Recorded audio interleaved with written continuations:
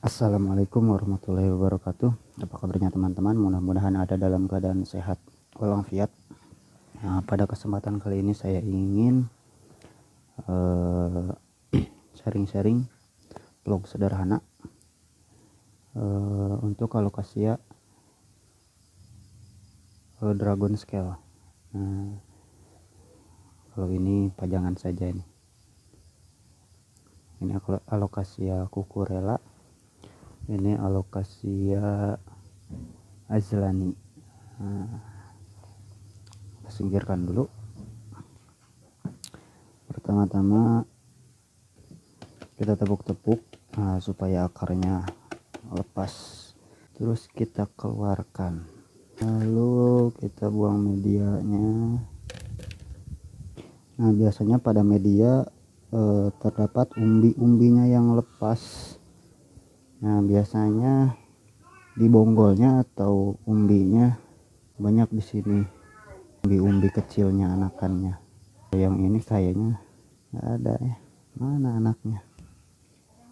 Ini udah dewasa, udah berbunga, tapi mana anaknya? Kita cuci biar kelihatan. Ternyata tidak ada anaknya. Kemarin juga sudah bongkar satu yang dragon scale sama induk, ada anaknya berapa biji, nggak banyak. Mungkin ada yang sudah tua batang umbinya lalu lepas dan tercampur di media tanam. Nah, untuk bonggol yang ini kita potong. Nah, untuk perbanyakannya kalau kayak gini ya kita potong, bawa akar di bawah, bawa akar di atas. Nah, ini anak-anaknya tunas, bertunas ya.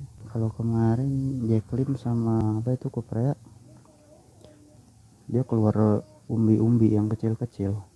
Kalau ini keluar tunas ada 2. Kita bawa di bawah aja tunasnya satu ikut induknya. Nah, sudah. Ini ada akar yang terpotong, kita buang, sekalian potong. Untuk penutup luka biasanya saya gunakan betadine dulu, lalu antrakol fungisida. Kalau nggak ada betadine, saya pakai antrakol saja. Untuk pemakaian fungisida kita bisa buat pasta menggunakan air, menggunakan koas, atau yang lebih instan kita pakai jari, lalu basahi sedikit, cipratkan juga sedikit. Nah, lalu totol di antrakolnya, lalu pada luka. Nah, sudah. Ini juga sama, minimal pakai antrakol. Sebenarnya kalau antrakol dari segi pertanian cara kerjanya adalah untuk pencegahan, tapi untuk menutup luka efektif sekali. Jadi ilmu berdasarkan pengalaman. Sebenarnya ini masih bisa dicacah, cuman nanti bakal menggunakan banyak pot, jadi saya cuman bagi 2 saja. Nanti keluar tunas banyak, kita ambil tunasnya, kita tanam lagi bonggolnya. Untuk medianya saya menggunakan sekam fermentasi dicampur dengan humus daun bambu, atau bisa menggunakan media tanam bekas aglonema tapi yang masih bagus, bukan yang sudah aus. Nah, itu bisa digunakan sebagai campuran, dicampur dengan humus daun bambu, ini bagus. Nah, kalau dalam humus daun bambunya kita ambil dengan akar-akarnya, kalau tidak mau menggumpal seperti ini kita bisa gunting menjadi kecil-kecil. Ataupun untuk alokasia ataupun keladi sama menggunakannya medianya yang poros.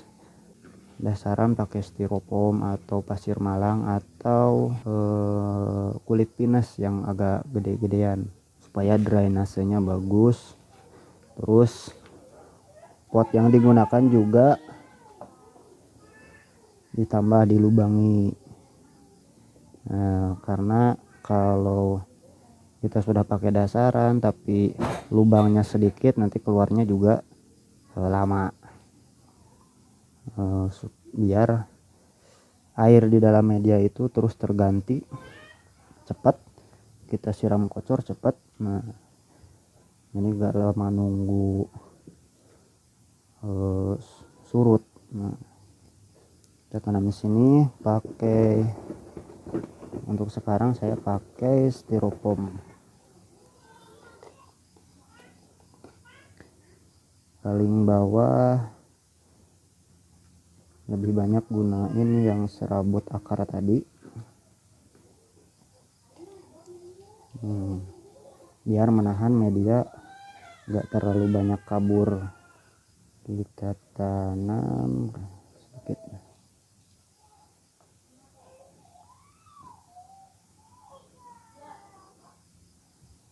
Nggak dikasih pupuk dasaran. Kalau saya enggak, lebih baik setelah tanam saja, nanti dikocor atau ditabur. Akarnya kebanyakan, mau dikurangin juga nggak apa-apa sih, bisa saja. Toh daunnya belum ada daun, dia nggak akan berfotosintesis. Akar sebanyak ini nanti buat makan apa? Toh dia nggak akan bekerja, nggak akan berfotosintesis.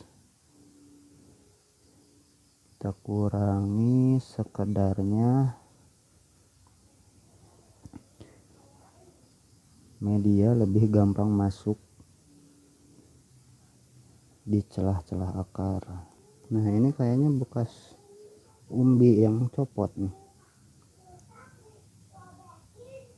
jadi keluar batang umbi. Karena letaknya dalam, jadi lama untuk tumbuh. Kalau kita panen, kita ambil umbi-umbinya, nanti ditanam tidak terlalu dalam, tidak perlu tenaga yang banyak untuk mengeluarkan daun. Makanya harus panen. Kebetulan untuk tanaman yang ini nggak nemu umbinya, mungkin ada di media tanam tercampur. Kita masukkan media ke celah-celahnya.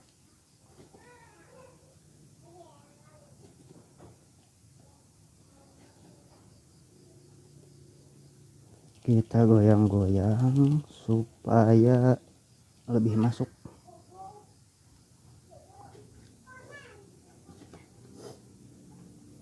Antrakolnya tidak ditunggu kering, soalnya tadi kan masuknya dipastakan secara instan, jadi dia cepat kering. Lalu kita rendam. Ini juga sama, penanamannya sama dan direndam. Kenapa harus direndam? Supaya media tanamnya basah sempurna dan mengurangi stres. Pasti stres, cuman akan berkurang karena medianya sudah basah sempurna, akar cepat beradaptasi.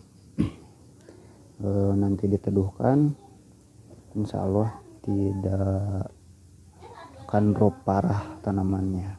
Nah ini umbinya, di dalam media tercampur. Ini umbinya, ini bisa ditanam nanti. Tanaman di saya itu cepat bangunnya, nggak ngapleh.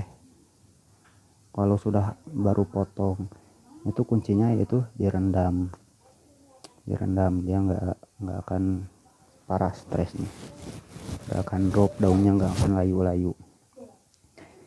Diteduhkan, terus kalau direndamnya berapa lama, minimal 15 menit atau sampai setengah jam itu sudah cukup sebenarnya. Intinya kan kita membasahi secara sempurna media tanamnya, atau kita biarkan selama sehari semalam juga tidak apa-apa, atau kita rendam 30 menit lalu kita ini pakai larutan B1 atau atonik. Kalau saya dicampur dengan cairan bawang merah, yang didiamkan selama 2 hari minimal supaya terfermentasi. Nah, itu kita kocor, dikasih tatakan, nah itu cukup. Atau kita kocor sampai direndam, kita biarkan selama yang kita mau, itu nggak apa-apa. Insya Allah tanamannya bagus. Contoh misal ini kita rendam,